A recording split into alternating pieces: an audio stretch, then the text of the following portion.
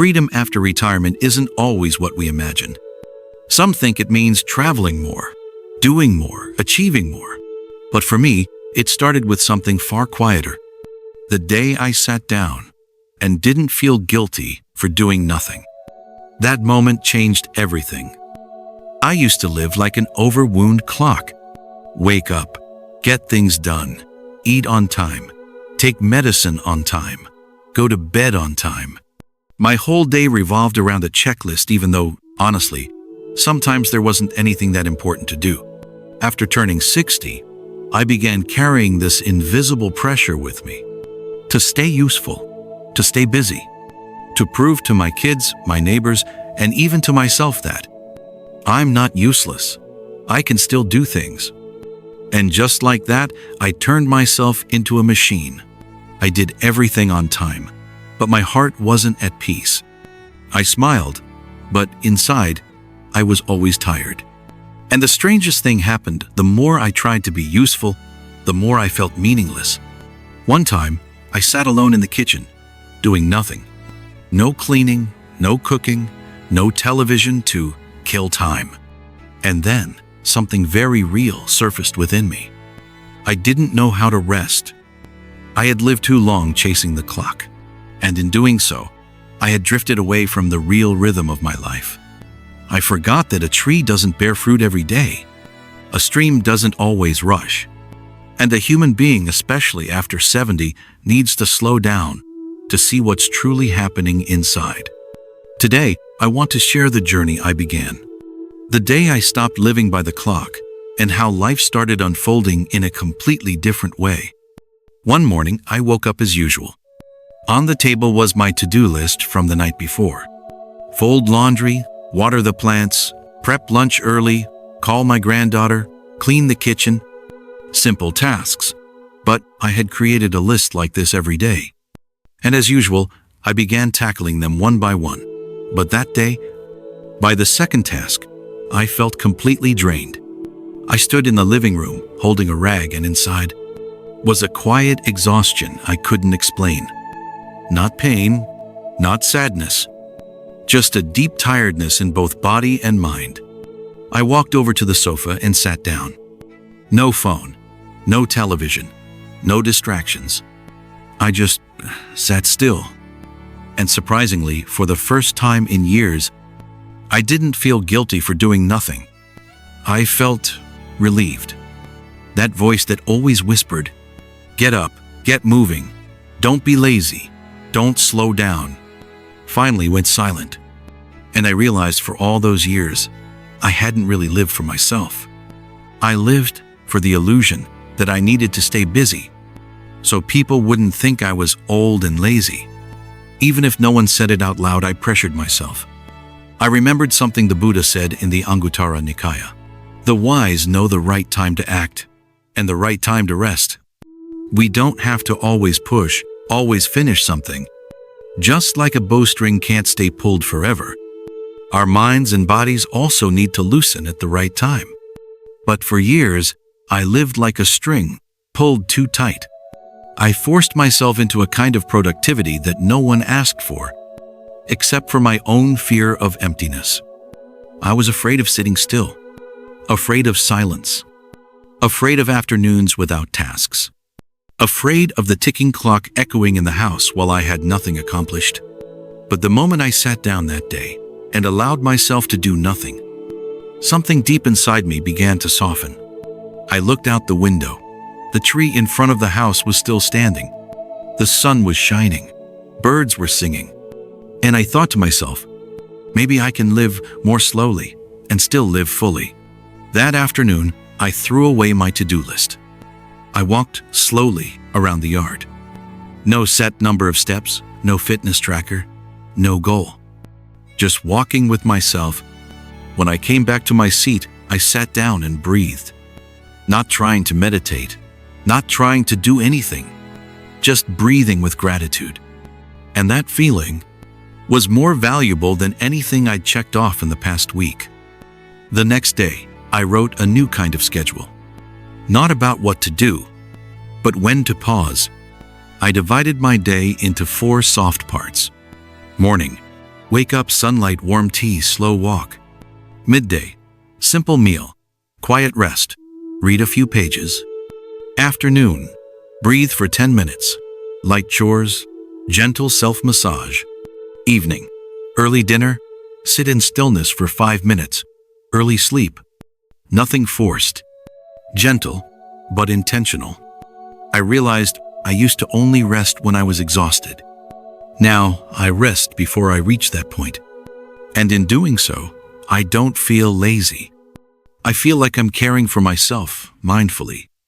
I started to appreciate the quiet spaces in my day. Doing nothing wasn't a waste of time. It was time to return to myself, to my breath, to the life that's happening right now. I learned to see an unscheduled afternoon as a gift. I could hear the fan spinning, a little bird chirping outside. I could feel my own heartbeat quietly, preciously alive. And the amazing thing is, my heart began to soften. I became less irritable with my children and grandchildren. I stopped comparing myself to those active seniors. I stopped measuring my days by productivity. Now, I measure a good day by this. Was I present with myself today? Yes, I can still do many things if I want to, but not because I'm afraid of being forgotten or judged, only because I genuinely want to from a place of peace. I'm sharing this not to tell everyone to stop working, but to remind you, if you're over 70 and feel tired, heavy, worn down by your own routine, maybe it's time to sit down and truly listen to what your heart and body need. Because here's the truth. Some joy doesn't come from doing more, but from resting at the right time. Some peace doesn't come from achievements, but from a single deep breath, taken gently. And sometimes, just sitting down, doing nothing, is enough to open a whole new way of life. The day I sat down and did nothing, I was no longer the same person. Not because I discovered something magical, but because I finally saw myself again, after years of rushing and pressure. From that one quiet moment of stopping, I began to live differently. No longer chasing the clock, no longer trying to prove anything. And if I could sum it up in one gift from that experience, it would be this. 3 life lessons I've learned since letting go of the clock. Lesson 1. Live by the rhythm of your body and mind, not the clock. For many years after turning 60, I firmly believed one thing, that if a day went by without accomplishing something useful, then it was a wasted day. I was afraid of doing nothing, afraid of letting time pass without being in control of it. So I made schedules. I wrote down every hour when to eat, when to make phone calls, when to walk, when to read scripture.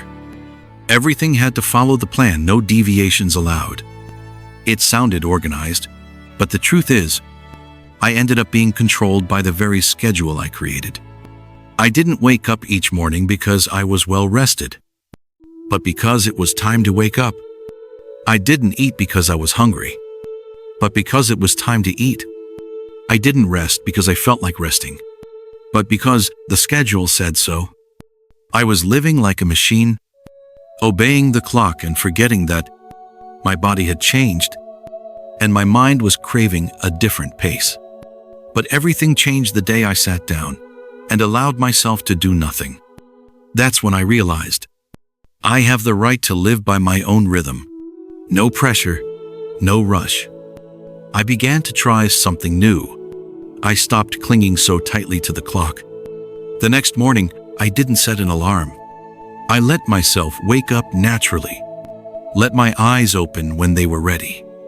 I sat up without checking the time. I looked at the sky. I looked within. I asked, what does my body need today? What does my mind need?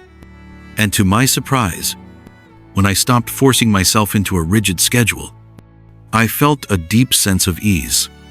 There was no more pressure to hurry up, no more guilt over being late for something.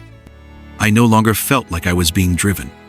Instead, I felt truly alive. Since then, I've started arranging my days based on the rhythm of my body and mind. It's not laziness. It's a conscious way of living flexible, mindful, and kind to myself. I noticed if I woke up feeling heavy inside, I delayed everything for a few minutes and simply sat with my breath. If I was eating but didn't enjoy the food, I paused. I didn't force myself to finish the plate. If I was doing something and felt the slight ache in my back, I stopped earlier than usual, not waiting until it became real pain. I call this my listening schedule. I think of the Buddha and the monks in ancient times. They didn't have watches or checklists. Yet every action, walking, begging for alms, sitting, eating, followed a natural, mindful rhythm. No one in the Sangha woke up in a panic. No one meditated out of pressure to complete 30 minutes. They lived according to the body's rhythm, the breath's rhythm, the rhythm of the present moment. And I thought to myself, if the Buddha could live that way among nature, in simplicity, then why can't I, a 70 or 80-year-old elder? So I began with something very small. When I woke up, I didn't check the clock right away. I simply sat still for a few moments and checked in with my body. I took a deep breath, and I asked, does my body feel tired? Is my mind unsettled? If I felt calm, I started my day. If not, I gave myself a few more minutes. That simple change made every morning feel different. It was no longer an obligation to live, but a gift, an opportunity to live fully. Another thing I realized, not every day has to look the same. Some days I walk for 30 minutes. Other days, 5 minutes of stretching is enough. Some days I feel energized and read for hours. Other days, I just want to sit and breathe. And I allow myself to be that flexible. Because each day, my body and mind are telling me something different. All I need to do is listen. Some seniors fear that giving up their strict schedules means giving up entirely. I understand that. But I've learned this. Letting go doesn't mean quitting. It means adjusting to match the reality of who we are now. We're no longer 30 or 40. We don't have the same energy we used to. But we do have the wisdom to live clearly, to live deeply, if we follow the right rhythm. I know many elders who still try to keep up with the schedules of their children or their community, the grandkids' school routines, doctor's appointments, neighborhood meetings.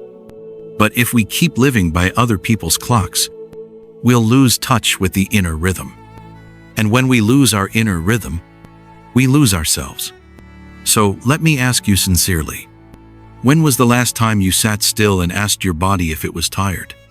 When was the last time you weren't rushing for a time on the wall? Maybe it's been a long time, but that's okay. Today, we can return. We only need to make one decision. I will live by the rhythm of my body and mind, not the clock. I'm not saying you have to give up all routines or structure, but soften a little. Loosen your grip just a bit. Don't force everything to be so rigid. Because the most important schedule isn't on the wall. It's inside you. In each breath, each sensation, each moment truly lived. And when you live by the rhythm of your body and mind, you'll discover something very profound. You are still alive and living rightly. Not rushing, not late, not left behind. You see, I'm no longer controlled by the clock. I've adjusted my life to a new rhythm, one that's gentle, honest, and truly mine. And since then, I've felt healthier, lighter, more at peace. The first lesson I've learned from pausing is this. Don't live by the clock, live by your real inner rhythm. Lesson 2. Take intentional breaks instead of resting only when you're exhausted. There's something I realized much later in life. Rest is not a reward for when we collapse. It should be a natural part of life, present every day, like breathing, like a meal. Back then, I only allowed myself to rest when I couldn't take it anymore. When my back ached, my head was spinning, my eyes blurred, and my legs trembled. Only then would I finally sit down, sometimes still gasping for breath. I used to call that resting to recover. But to be honest, It wasn't really rest. It was being forced to stop. There was no intention, no self-compassion in it. I used to believe, the older I get, the more I must stay active or else I'll go downhill. So I pushed myself, doing housework, going out every day, filling up my time so I wouldn't feel idle. But one day, while washing dishes, my hands suddenly started shaking. The water kept running, soap still in the sink, but my heart was racing. I had to lean on the wall, struggling to breathe. There was no one there to help me, just me and a truth I could no longer ignore. I've been ignoring my body's voice for too long. From that day on, I made a simple promise to myself. I will rest before I'm tired. I will stop before I'm worn out. Not because I'm lazy, but because I want to care for my body and mind at the right time. I started practicing short, mindful breaks throughout the day.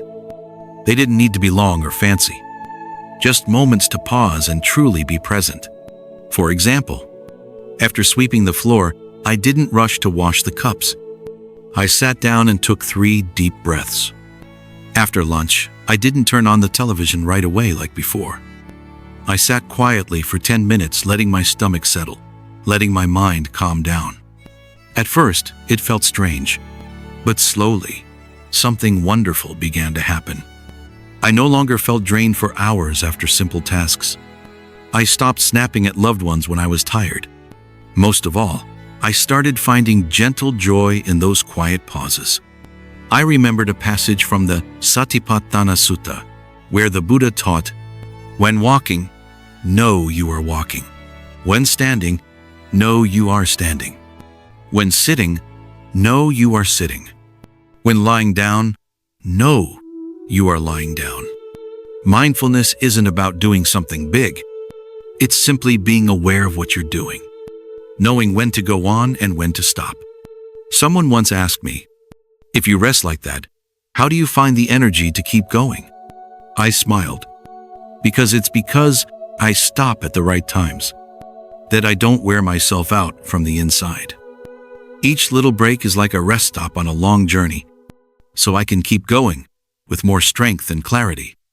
You don't need a mountain retreat or a beach vacation to rest. Just 3 minutes of stillness, just a few deep breaths. That alone can be a miracle. Let me share with you 2 small habits that have changed my life. 1. Take 3 deep breaths after every activity. After washing the dishes, I stand still and breathe. After watering the plants, I set down the can, pause for a few seconds. These breaths quiet my mind, reconnect me with my body, and gently remind me, you're not in a rush. No one's chasing you. 2.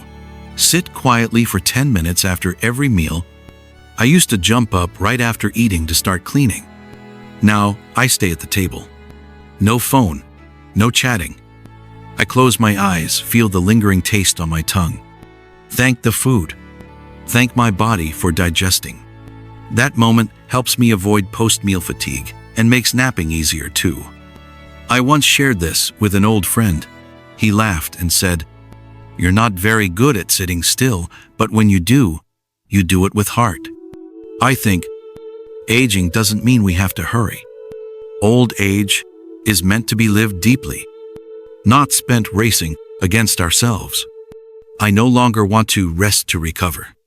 I choose to rest to live for my body, for my mind, for the fullness of each day. Sometimes, while walking, the wind will rise, and I stop. I don't rush forward. I close my eyes, feeling the breeze on my face, and I realize this too is a rest, a vibrant, sacred pause.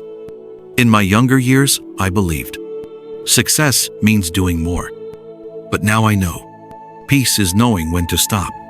Our bodies have memory. If we push them non-stop, they'll rebel. But if we give them rest before they cry out, they'll become the most loyal companions.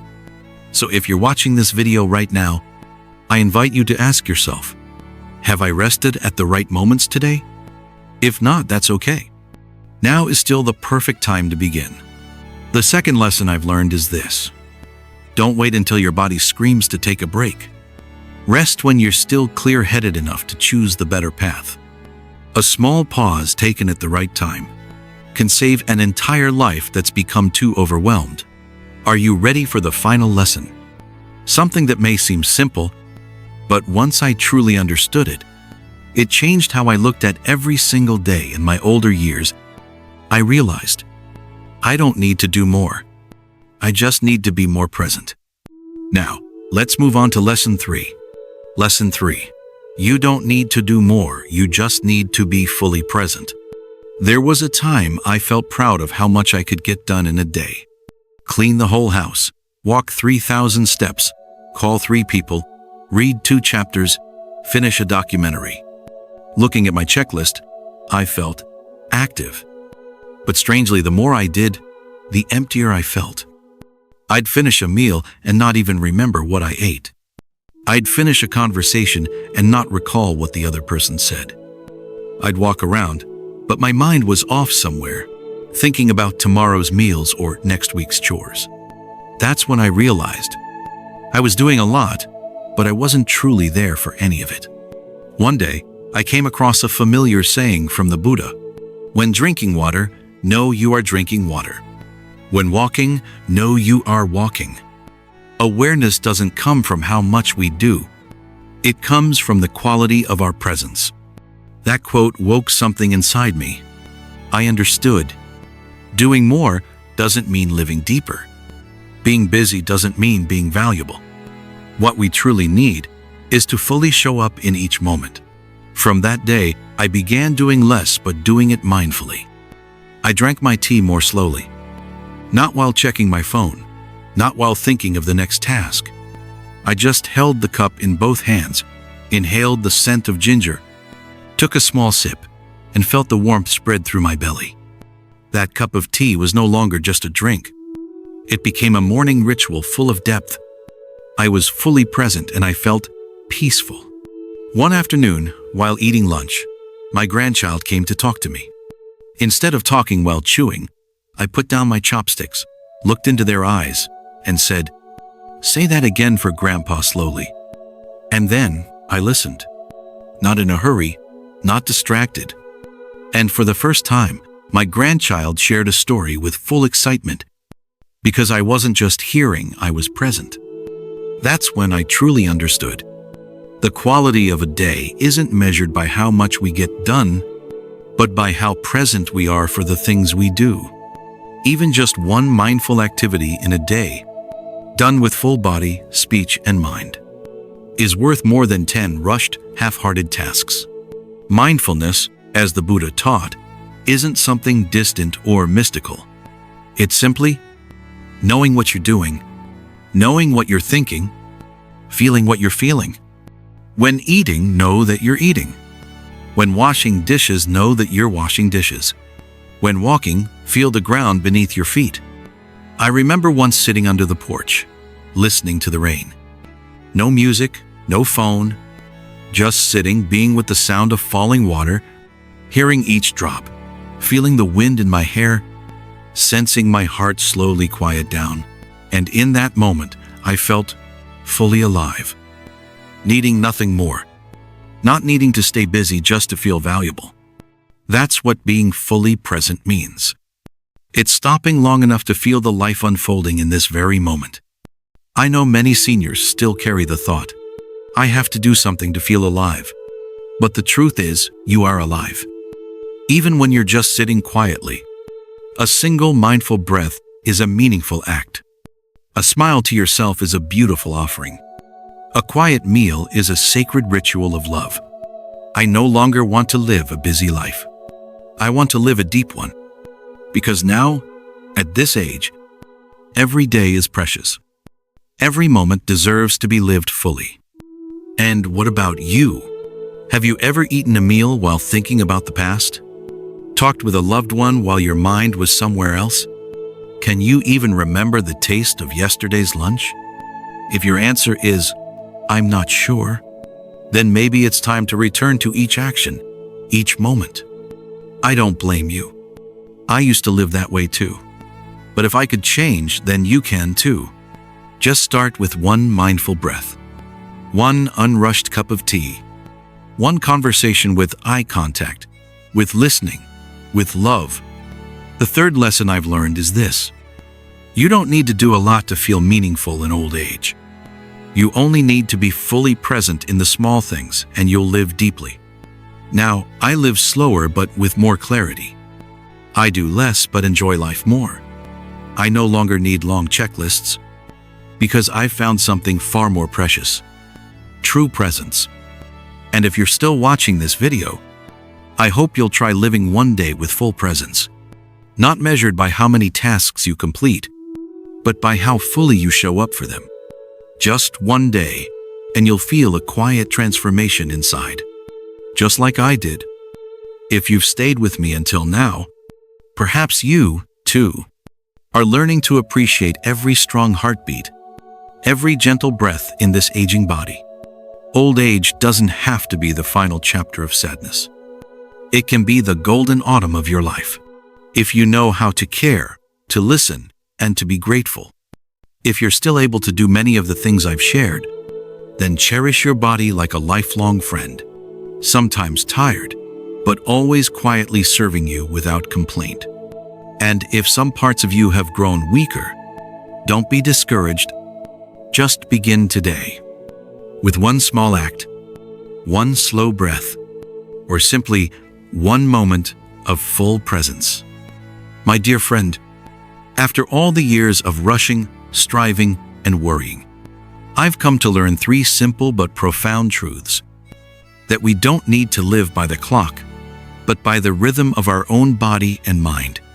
That rest is not a weakness, but a wise and loving way to care for ourselves. And that we don't need to do more to feel worthy. We only need to be fully present in the life we already have. I'm not here to teach you anything.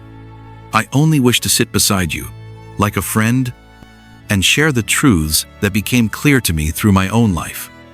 Because I believe if you're like me, somewhere past 60, 70, or even more, then peace isn't something you find out there. It's been waiting inside you all along. And the moment I slowed down, when my thoughts stopped rushing, when I stopped pushing myself so hard, something strange began to happen. My body, once tired, often aching for no reason, began to feel lighter.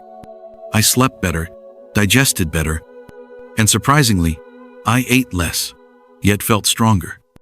And from there, I began to discover something I hadn't noticed in all those decades before. The way I eat was shaping the way I live. It wasn't about strict diets or expensive foods.